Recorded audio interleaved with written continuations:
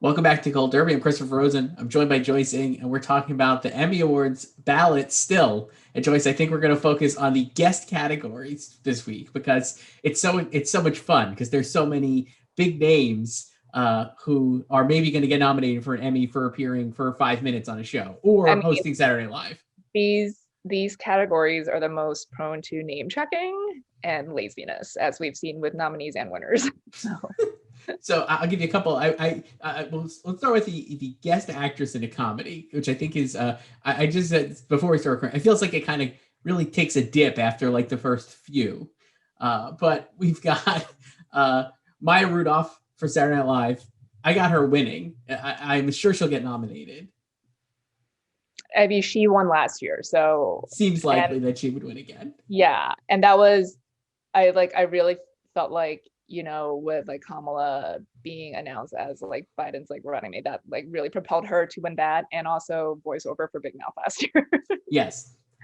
So also in the running, Tina Fey for Girls Five Ever. She's second in our odds for playing Dolly Parton. Very funny, really good impression actually. It was a great impression. I mean, if you couldn't get the real thing, I don't know if anyone would have pegged Tina to do a Dolly Parton impression, but it was a pretty good one. It was pretty good. Honestly, the first time I saw it, I didn't think it was Dolly Parton, but I didn't realize it was Tina Fey until they like went in on the close up, right? Because she kind of like is far away. If you haven't watched the show, I think we've said this before. Watch Girls Five Ever. It's quite good. Yeah. But yeah, she was a little further away and then kind of comes in. I believe she did it because of the pandemic because they shot so much Girls Five Ever Yeah, during the she pandemic. she said like she was basically the only option because she had already been like COVID tested, and they obviously couldn't get Dolly to do it, to come up in their bubble. So she just sort of like fell into the role. And she's great. Yeah. It's so very funny. Another SNL alum up is running right neck and neck with Tina in the odds is Kristen Wiig for her appearance as SNL host. Uh, Again, very funny. Kristen Wiig can't really go wrong. Yeah, and she hasn't won before for SNL, so this it could be. I feel like if like Maya weren't in this, like Maya could have also like gone supporting, like how like Alec did, um, because she didn't like break the threshold to have to go support, and she could have like chosen. But so she's like Kristen, someone who feels like overdue for one of those like the older guard SNL people who maybe should have won one before. Exactly. No, and number four in our odds is Issa Rae for a Black Lady sketch show, and then number five in the odds is Anya Taylor Joy for hosting SNL. I have Issa getting nominated and not Anya. Me too. Who's your fifth? My fifth is Elizabeth Shue for Cobra Kai. I have no idea Interesting. why. I went with name recognition and character recognition. Obviously, Elizabeth Shue played Daniel LaRusso's love interest in the first Karate Kid, was a big part of the original movies, came back for this season of Cobra Kai. I have her in. I don't know. Honestly, the rest of this category is pretty, you could say anything, and I'd be like, sure. I didn't pick Anya Taylor-Joy, even though I still love her performance in Queen's Gambit, because I really don't think her SNL hosting appearance was fun, but I nothing that she specifically did memorably stood out to me. The one thing I remember is her being an AMC employee in the spoof. They did a spoof of the Vin Diesel commercial where he's like the movies, and she was like an AMC employee telling Vin Diesel, played by Beck Bennett, to wear a mask. That didn't seem like enough for me to put her in for this. But so I have Elizabeth Shue. Who do you have as your last one? As someone who is predicting double Cobra Kai Best Actor nominees, I probably should have Elizabeth Shue, but I I really don't. thought you were going to. I actually have Andrea Anders for Ted Lasso. I thought of her. She's actually, it looks like she's sixth in our odds. Yeah, Um, I don't know if she is quite like an obvious choice, and I don't know, like I thought she was, very good in her appearance on the show, but like she doesn't like really strike you as like an obvious nominee, but I feel like, maybe she'll be on the top half of half the ballots because they do like reverse alphabetical for the other half. So I feel like, someone could like open their ballots and just see her name up top, and like Ted Lasso, if they love Ted Lasso, they might just check her off like that. And maybe like Ted could just make a killing in like all the acting categories. It seems like, and yeah. she could just coattail, even though like we'll talk about like guest actor later, like, you know, I think like people are really rallying around like Anthony Head. So she's kind of like the low-key choice. And yeah, I didn't put Anya in. I feel like a lot of people are predicting her just because of like the Queen's Gambit buzz and everything, and she's the it girl. But I feel like they don't really go for like a non-comedic actor, non-SNL alum for guests that much. Probably, I think like in recent years, like Sandra Oh was the last one, but I feel like she had a lot more momentum in that, you know, she was winning everything for Killing Eve. Like obviously Anya's winning everything for Queen's Gambit, but she also had that like really funny bit at the Emmys the year prior with Andy Samberg that landed her the co-hosting gig, both of them, for the Globes. And that was, you know, it wasn't the best like hosts ever, but you know, they did the pretty good job. And she's like, and she's a veteran, and like I think people know she is funny. Like they know her well enough, and she's like established enough to have gotten in. But I was talking about this with one of our contributors, Kevin Jacobson, and we were like, it's kind of like a couple years ago when Saoirse Ronan was being like over predicted to get in because she hosted, just because like she's Saoirse Ronan, and it was like during, you know, her Oscar campaign, and she didn't get in. So I could see that happening to Anya, but if she gets in, would not be surprising at all. I agree. I think also with Sandra Oh, again, like her hosting SNL was memorable, and I still remember her monologue was like really good.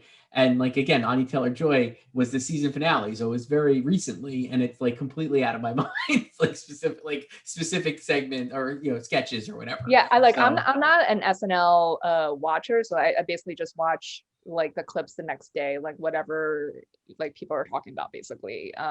So like that's how I watched like the Iceberg thing and like Murder Dirter, you know. So I did not watch anything from her episode. Yeah. Just I want to go through a couple of long shots here based on our odds. Jane Addams for Hacks. She's pretty. I considered putting her in. Yeah. Again, I could, if there's a big Hacks push, I could see Jane Addams getting, and she plays Hannah's or Ava's mother on the show. Doesn't really have a lot to do, has a few scenes, is much more kind of, there is some good, there's some drama with some comedy in there. I think she's really good on the show. The other ones I want to point out were Burnett Peters for Zoe's Extraordinary Playlist, but maybe that's a nuke because the show was canceled, and who knows how well that would do. Vanessa Williams for Girls Five Eva. Who was also great. And Vanessa Williams for Keenan. She's got 2 potential nominees. And then she's not even listed on her odds. That's how much of a long shot she is. But I wrote about her this week.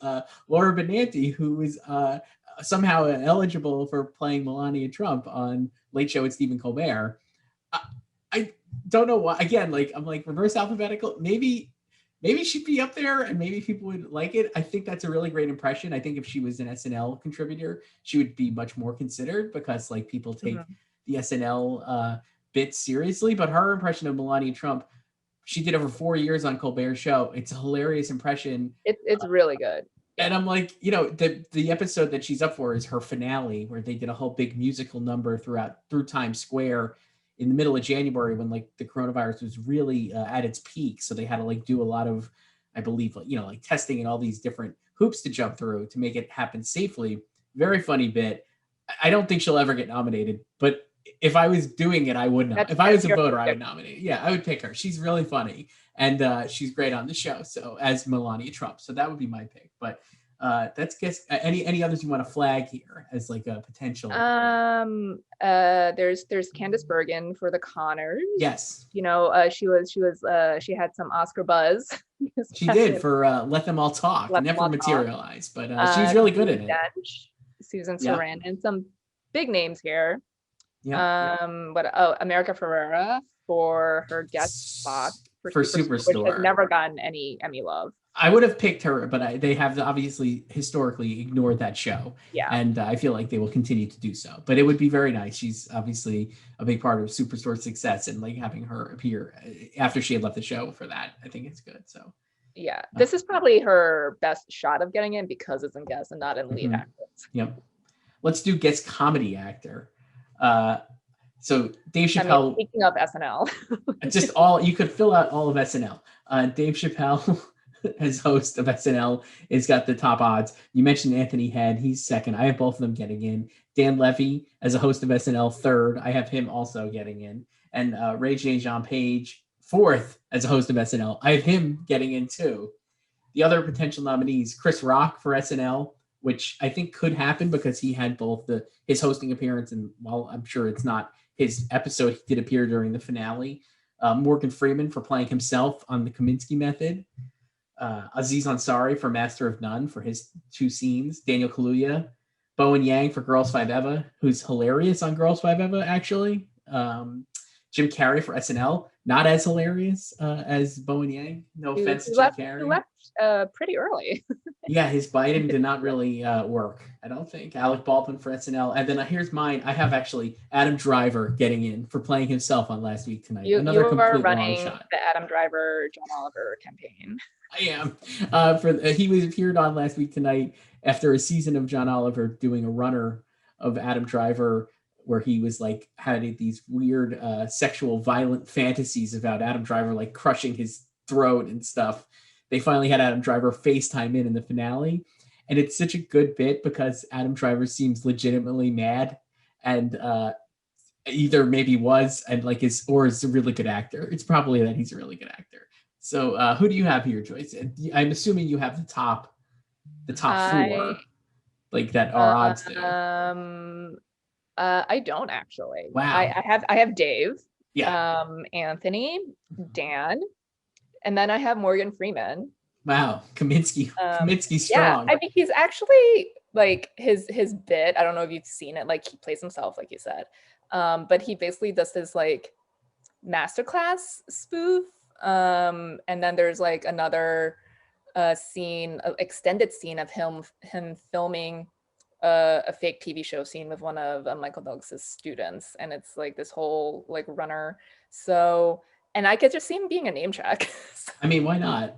Yeah, and then I have my hope diction, Bowen Yang for Girls 5 Eva. Nice. He's so good on Girls 5 Eva. It's a great bit. I actually like his Girls 5 Eva bit better than the iceberg SNL breakout moment. Honestly, I think he's so funny on Girls 5 Eva. It's just perfect. It's really good. Like that whole episode, funny. Like it should be if Renee gets in, that obviously it should be her submission.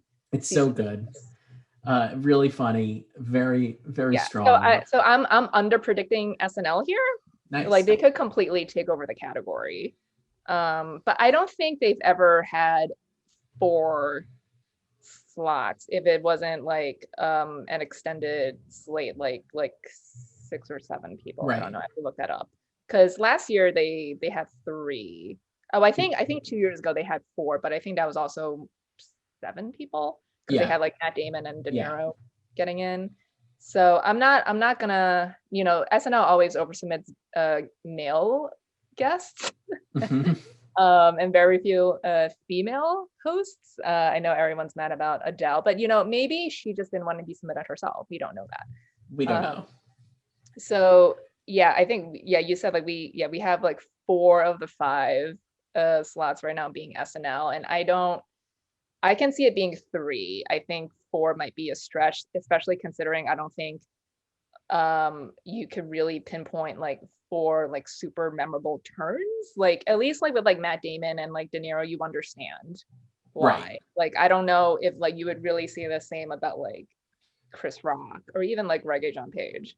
I only have Ray J John Page because of his breakout Bridgerton year. I don't think like his episode was particularly memorable that's like either. The Anya like Queen's Gambit effect as well. Right. Though I will say the Ray J episode had a fun Olivia Rodrigo spoof that he was part of for Driver's License that I'm like, that kind of broke through a little, and I could see people remembering that. I think Chappelle and Dan Levy are like complete locks though. Like absolutely good. I think Chappelle will win because he's Chappelle. And I think like 4 years ago. And I think Dan Levy is like his episode is like great. And like again, he's like an Emmy winner and like people love him. So I think he could just be like a check. Like, oh yeah, it feels like his nomination feels like how like Phoebe Waller-Bridge got nominated for hosting SNL after Fleabag dominated. Yes, exactly.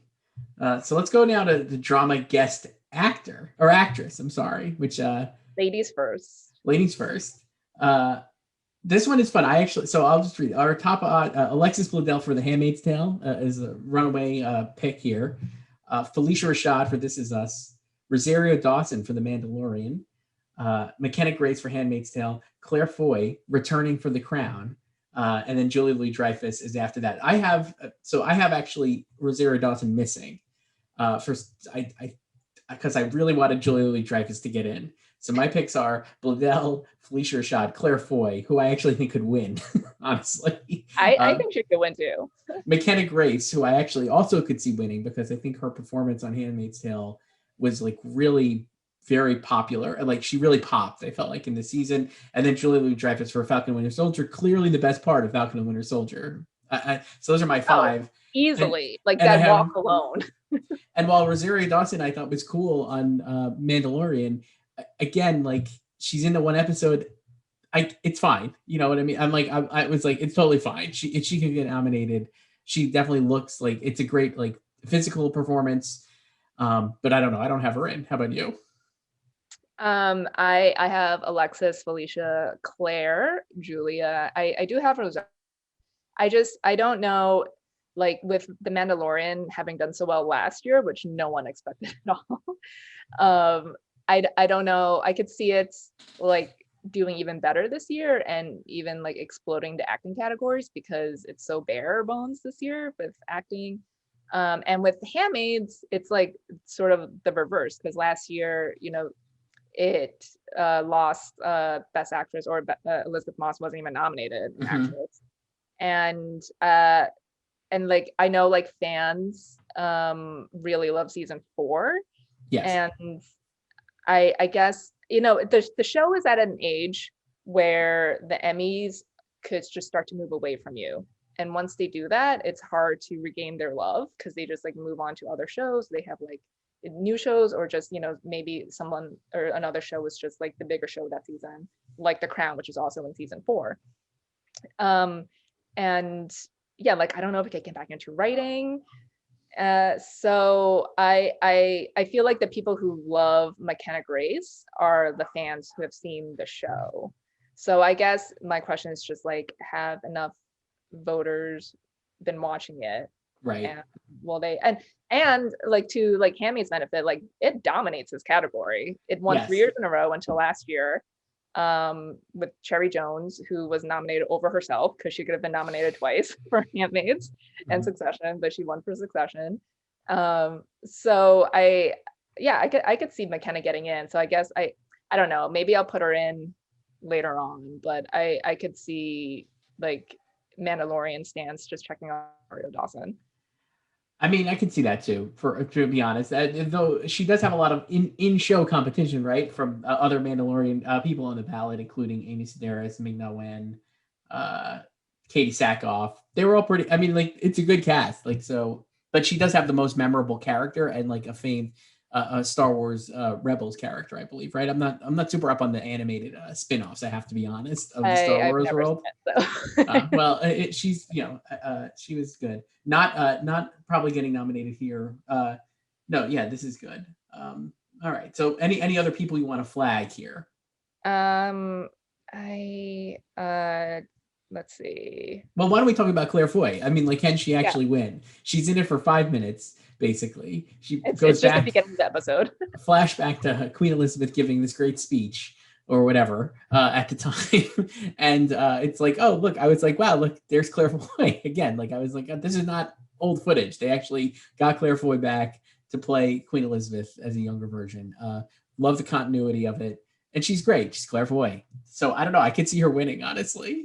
Yeah, The Crown does so as well as everybody thinks and kind of sweeps in the acting categories, which we also think it will, basically. Yeah, like The Crown weirdly does very poorly in the guest categories, even though it's had like so many options over the years. It's only ever gotten one guest nomination for Matthew Good in season 2, but it completely missed last year. So, but I think, them having already awarded her in lead for season 2, I guess like they could easily just be like, even though if you don't know that she was like on the show, you'd be like, Claire Foy was on The Crown. Like, oh yeah, I remember really liking her when she was on the first 2 seasons. And you might vote for her that way. Right. I don't know. That's logic that I'm sure some voters use if they haven't seen anything. So I don't know. I'm not ready to say like she'll win. No, me neither, but I could see it. Yeah, like the guest categories are wild because sometimes they make like the best choices and sometimes they make the worst choices, and like, or like, in not even just like nominations but like win wise. So It's true. Now a guest actor in drama. Speaking of the crowd, Charles Dance leading the pack with 18-5 odds here. Courtney B. Vance for Lovecraft Country, pretty major part I felt like on the show, but sure. Michael Angarano for This Is Us. Mark Hamill for The Mandalorian for playing Luke Skywalker. Spoiler alert, in the finale, he shows up as young Luke Skywalker. So he's who else would he play? Obviously, but it's like, honestly, like when I watched The Mandalorian, the first time you watched that episode, I didn't think Mark Hamill was really there. I thought they just computer like Peter Cushinged his face basically, or but he was there on set, and then they just kind of like computer generated his younger face as Luke Skywalker. They Irishmaned it. Yes, the other favored nominee here would be Timothy Olyphant if you went chalk for Mandalorian. He basically plays Justified character in space in the season premiere of the Mandalorian. So he could get nominated. I could see that. He comes back later, I think, in the season 2. But I have Patrick Dempsey here for Grey's Anatomy. He appeared as a ghost this season in Meredith's Coronavirus Fever Dreams. Well, who didn't appear as a ghost, really? Truly, anybody. TR Knight is eligible here in this category as well. He came back, good old George. No, but I have Patrick Dempsey in. I don't know. It's a pretty, it's not a, I wouldn't say it's a weak category, but it is like you get down this list. It's like Carl Weathers for Mandalorian, sure. Bill Burr for Mandalorian. I actually really loved him on the show and could see him getting nominated. Don Cheadle, though, for Falcon and Winter Soldier. He appears for 30 seconds in the opening episode as like a walk-on. Hey, listen, they walked around that exhibit for at least 90 seconds. Who else is on here that I was like, Titus Welliver for Mandalorian, Horatio Sands for Mandalorian, both of whom were in their 30 seconds. Horatio Sands plays an alien. So it's not the deepest bench here. So that's why I have Patrick Dempsey. How about you? Well, first of all, if Ron Cephas-Jones, a 2-time winner, defending champion, had submitted himself, he would easily be winning this. Unbelievably so, right? Like, and it wouldn't even be close. He would set a record because right now, like the record is 2 wins in this category. He has that. He's tied with 3 other people, and he would have set a new record. So I don't know why he wasn't submitted. But he's not here. So I have Charles, Courtney, Michael. Oops, I just lost it. I have Bill Burr, and I actually have Timothy Olyphant winning. Wow. Upset. I like, he is TV's best lawman. I love like that he's just like in on it. He's in on a joke and he like embraces it, and he's just really good at it. And it was like even though it was like the premiere, like it was like one of the high points of the season. It's true. And I will say, like, I think you're right about that. Your instinct is right. And the thing I like about Mandalorian is that it really does embrace the TV of it all, right? Like, it is very, like, it is like a old Western. It really is like a 60s Western show where it's like every week they're going on like a new adventure. And eventually it kind of ties together by the end of the season. Like, there is a little, obviously it is episodic, but like those are really standalone episodes. And it's like, here's the episode with Timothy Olyphant, and here's the episode with Bill Burr, and they got to do some kind of quest or figure something out in some kind of town. And it's like a lot of fun. So I do like that the show embraces that. And it would be really nice if Timothy Olyphant, he never went for Justified, and he was not submitted for his incredible guest appearance on The Grinder 5 years ago, and I'm still not over that. So I want him to get nominated for this. I mean, why not? I think he. But also, I feel like he's like of like the Mandalorian guest options here. Like outside of like Mark Hamill, because like he's Mark Hamill. Like Tim is the most memorable one. It's true, and certainly like Bill.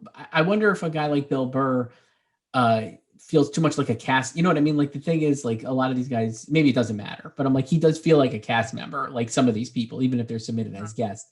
Like Timothy Olyphant definitely felt like a guest star, right? Like Bill Burr was on the first season. He's like kind of like a character in universe. Timothy Olyphant is just some guy who shows up basically wearing the Boba Fett armor. It's pretty cool. I don't know. I could see that happening. I just, what if Mark Hamill wins? I really could see that happening. I don't even have him, so but I think he can get nominated. I really think he can get nominated. I do too, but I just haven't put him in.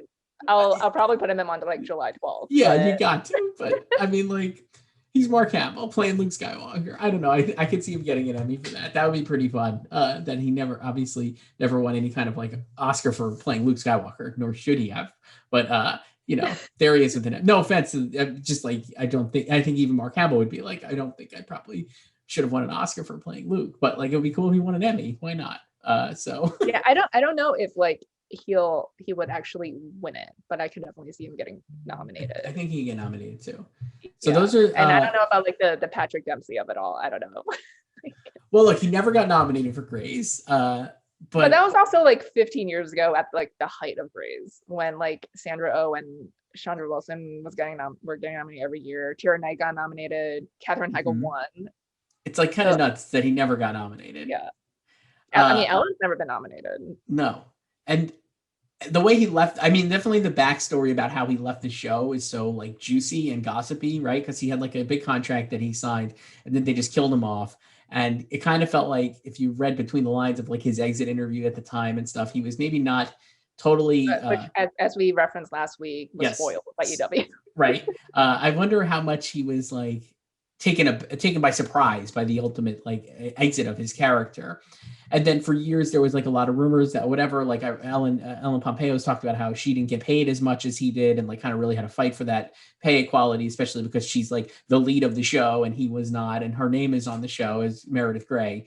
But then then they like, you know, reunited at the time. I guess this was last year. They reunited because they lived near each other in real life, like Ellen Pompeo and Patrick Dempsey, and talked about maybe coming back, and they built a whole arc around like a lot of people from the history of the show coming back this season, which dealt with coronavirus. I don't know. It was a really good arc. I think like his appearance, like people were really surprised and excited by it. And, you know, maybe that's enough. I don't know. I mean, T.R. Knight could get nominated. He was nominated before, so like maybe he could get nominated too. But I don't know. I could just see Patrick Dempsey getting in again on name recognition alone.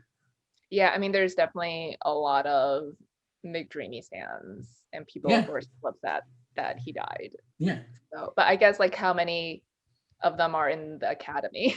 I don't know. I'm like, who knows? I mean, there's definitely a lot of like fans in public in real life. Yeah. No, but I mean, who knows? Who knows?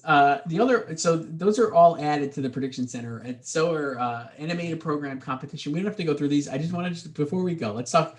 We didn't talk about this one, but how about reality host? Seems like a fun one. But like RuPaul's gonna win again. So RuPaul's gonna win again. So can Nicole buy or pull off an upset? I have her obviously second. She's second in our odds. She's so good on Nailed It. Or is there a second upset potential in Leslie Jones for Supermarket Sweep? Another like legendary hosting 2020 classic appearance. And then the other options would be the Queer Eye hosts and Padma and Tom from Top Chef. Jimmy Kimmel for Who Wants to Be a Millionaire. I don't think so. I have Leslie in there. I wonder if she'll win. I don't know. Do I even have Leslie? Let me see. I think she's fifth, so you might not, because you could have picked Tiffany Haddish for Kids Say the Darndest Things. I do not have her. Sorry to Leslie. Who do you have? I have RuPaul. Yes. Obviously. Nicole, Padma and Tom, Queer Eye, and the Shark Tank host. You have the Shark Tank host. They got in last year. Sure. I mean, why not? That's smart money. Yeah, like they're in the reality categories, they're pretty lazy. It's true. I still think Leslie Jones gets in. Yeah, I don't know what it will take to dethrone RuPaul. I don't think any of these people can.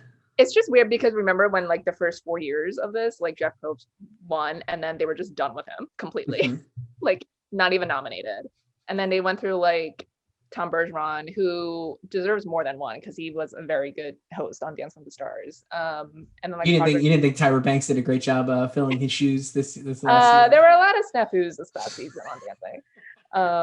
But yeah, like Project Runway won, and then like Jane Lynch won a few, but she's like an Emmy darling. She has a bunch of Emmys for various things. So, and then RuPaul, now it's gonna be 6 this year for RuPaul, I think.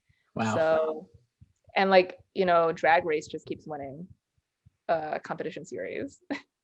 Yeah. So I feel like RuPaul win. Yeah, I feel like there needs to be like a bigger show or someone with like more buzz to finally knock both of them off. And like I know like Nicole is popular and well liked, but I don't know if she is bigger than RuPaul at the moment. I don't think so. It'll be a very inspired win. It'll show that like they're sort of paying attention. It would be nice, but I don't think so. And I guess that's it. Do you want any other ones you want to look at? I guess maybe a variety sketch series, since there's only going to be 2 nominations, and one of them will obviously be SNL. So the other ones would be, on the odds, a Black Lady sketch show is the second choice. Then How To with John Wilson, which was at least very Twitter acclaimed. I don't know if it broke through with the Television Academy. The Amber Ruffin Show, Tiffany Haddish presents They Ready, Ziwi, Whose Line Is It Anyway, Studio C, and That Damn Michael Che. I could make an argument for Ziwi. I don't have that show in, but I can make an argument for it. I have Black Lady sketch show. I could see that getting in like next year. Yeah. But I have a Black Lady sketch show only because it was nominated last year when it was 3 nominees. So the 2 I'd be really cute. One, the Ziwi would be the other one, and then the other one I'd be really interested in seeing maybe breakthrough is Amber Ruffin. She's so funny. I don't know if people, again, I guess we can't really know this until we see the nominations, but like how much like inroads is Peacock going to make at the Emmys, right? Like we're hoping for Girls Five Eva, obviously like Saved by the Bell still out there, like hanging around. But like, I'm sorry to say I have not started watching that yet. So. You should. It's good. Well, have you started watching Mighty Ducks? I haven't, no. Okay. But Amber Ruffin, you're going to keep doing this every week. Yeah. I'd be curious, Amber Ruffin, if I think her show is really acclaimed. It's very funny. She's super funny. Maybe it breaks. That would be nice if it does break through. And I would not be surprised if that happens. But at the moment, I can't predict it just because I'm like, I have no idea how to read the Peacock of it all. Like how. Yeah. And also if they didn't have this like proportional rule, like if this category was just like a set 5, like I can see it getting in. But with just 2, I'm like, they'll just probably default to the other nominee last year. Exactly. That is not Drunk History, which is over. Exactly. And while we're on the variety, how about we just do talk series quick? John Oliver has won 5 years in a row, I believe. So obviously he's the favorite here again for Last Week Tonight. Though personally, I would say he was probably like the 3rd or 4th best late night show of last year, based on how a lot of these shows evolved during the pandemic. Late Show with Stephen Colbert is running second in the odds with Daily Show with Trevor Noah tied there. I would actually say Daily Show is the best last year personally, or maybe Colbert. Both of them I thought did really well with the pandemic and adapting those shows to the times. I mean, Colbert was kind of like out in front of that. I think he was the first host to do something from his home, kind of like really open the door for these other people. Seth Meyers there for potentially getting nominated. I don't think he's ever been nominated, right, in this category. Is that right? No, he just keeps getting into writing, but he hasn't been nominated for series yet. And again, like I definitely think he's making a push. He's been doing a lot of press for it, and his show also was hilarious, I thought, during the pandemic, and especially last year. I really thought like the year he started doing A Closer Look, like he would break in, but it just hasn't happened yet. I wonder if I feel like his show really changed this year because there was no audience, so he kind of started doing different format, different everything, and obviously worked from home for so much. It would be, I really hope, I have him getting nominated. I thought the show was really great too. And then in our odds, Full Frontal is next. And so is, yet I have Conan in because it's the last season and this is it. He's gone, right? Like, or does next, will it count? I would love Conan to get nominated, but I don't think that's happening. So like, would it count though? Because the show is wrapping up literally this week. So technically, I guess next could this like 2 weeks of like this little run of shows here at the Well, end be eligible for next year's Emmys? I don't think so, right? I guess maybe no, it because could it's because the well, season would how much end. has he? Yeah, like the bulk of the season. I mean, obviously the final season's eligible for this year, but I don't know how many episodes he's aired since May 31st.